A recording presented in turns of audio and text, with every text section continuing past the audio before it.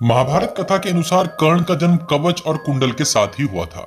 दुर्वासा ऋषि द्वारा दिए गए मंत्र से कुंती प्रत्यक्ष देवता सूर्यदेव को बुला लेती है। सूर्यदेव उनसे वरदान मांगने को कहते हैं। तब कुंती उनसे एक ऐसा पुत्र मांगती है जैसा आज तक ना हुआ हो। साधारणतया हम अपने जीवन में अपने गुरुओं द्वारा दिए गए ज्ञान से अपना चरित्र बनाते हैं। इसमें बहुत बड़ा योगदान माता और पिता के डीएनए का भी होता है, जिनका मिश्रण एक बिल्कुल नया डीएनए बनाता है। क्योंकि कुंती ने सूर्यदेव से प्रार्थना की थी कि वे उन्हें एक ऐसा असाधारण बालक प्रदान करें जैसा आज तक इस धरती पर न हुआ हो, तो निश्चित ही यहाँ एक नए प्रकार के डीएनए से एक बालक का निर्माण किया गया जिसमें बहुत कुछ असाधारण था। सूर्यदेव कुंती को बताते हैं कि मैं इस बालक को अपनी माता अदिति द्वारा दिए गए कुंडल प्रदान करता हूँ। मैं इस बालक को एक ऐसा अभेद कवच प्रदान करता हूँ जिसे कोई भी शक्ति भेद नहीं पाएगी। आदिपर को थोड़ा गहराई से समझने पर पता चलता है कि सूर्यदेव के पास जो कुंडल थे उनमें अमृत का अंश था। अमृत एक ऐसा पदार्थ है जो आपको मरने नहीं देता,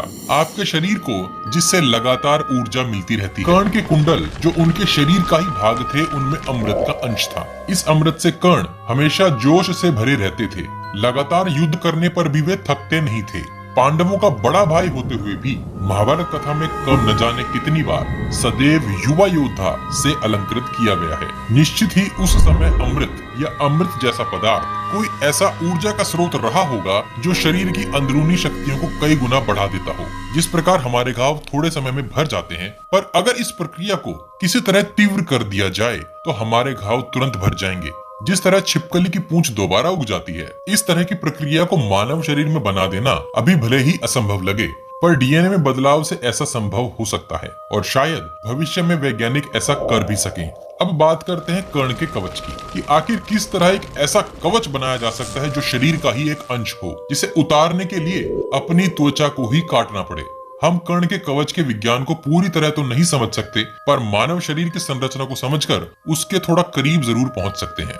आगे की वीडियो थोड़े वैज्ञानिक दृष्टिकोण पर आधारित है, तो थोड़ा ध्यान से देखिएगा। मानव त्वचा जो हमारे शरीर की सबसे ऊपरी परत है, वो मात्र एक परत नहीं बल्कि 3 विभिन्न परतों से मिलकर बनी है। इन्हें हम एपिडर्मिस, डर्मिस और हाइपोडर्मिस के नाम से जानते हैं। नाम सुनकर घबराइए मत, आपकी सुविधा के लिए इन्हें हम त्वचा की सबसे ऊपरी परत, बीच की परत और सबसे नीचे की परत कहेंगे। सबसे ऊपरी परत जिसे एपिडर्मिस कहते हैं, वो छोटे छोटे रेशों से बनी होती है जो काफी रूखी और सख्त होती है। इस परत पर किसी तरह की रक्त धमनियां नहीं होती। यही वो परत है जिससे कर्ण का कवच बना था। बीच वाली डर्मिस परत त्वचा को लचीलापन देती है। इस परत पर वे सारी ग्रंथियां होती हैं जो मस्तिष्क तक त्वचा के द्वारा एकत्रित की गई सूचना भेजती हैं। और सबसे निचली परत हाइपोडर्मिस होती है जो त्वचा को हमारी मांसपेशियों से जोड़ती है।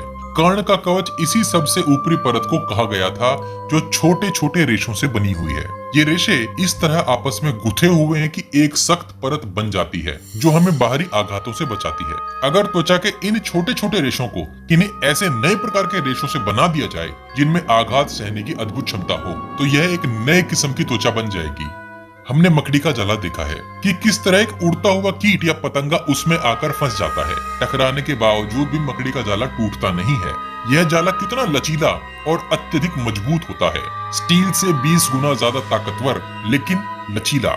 अगर त्वचा की ऊपरी परत को किसी ऐसे ही रेशे से बना दिया जाए और उसका घनत्व बहुत ज्यादा हो, तो उसे इतना मजबूत बनाया जा सकता है जिस पर हर प्रकार का प्रहार विफल हो जाए। आजकल कुछ वैज्ञानिक इस तरह की नई त्वचा पर प्रयोग भी कर रहे हैं जो शायद एक दिन सफल भी हो जाए। हम जानते हैं महाभारत काल में कितने योद्धाओं को इस तरह विभिन्न देवताओं से प्राप्त किया गया था। वे सब अपने साथ अलग अलग गुण या यूं कहें बिल्कुल एक नया डीएनए लेकर पैदा हुए थे। निश्चित ही ऐसे विलक्षण वीरों को कुछ अलग तरीके से तैयार किया गया होगा। आज का विज्ञान भी ऐसे डीएनए बनाने में लगा है जिससे शरीर को बीमारियां न पकड़े, ऐसा शरीर जिसमें कुछ भी सहने की अधिक क्षमता हो। हमने कर्ण के कवच को वैज्ञानिक तरीके से समझने की एक कोशिश की है। हो सकता है ये कवच किसी और तरह भी बना हो।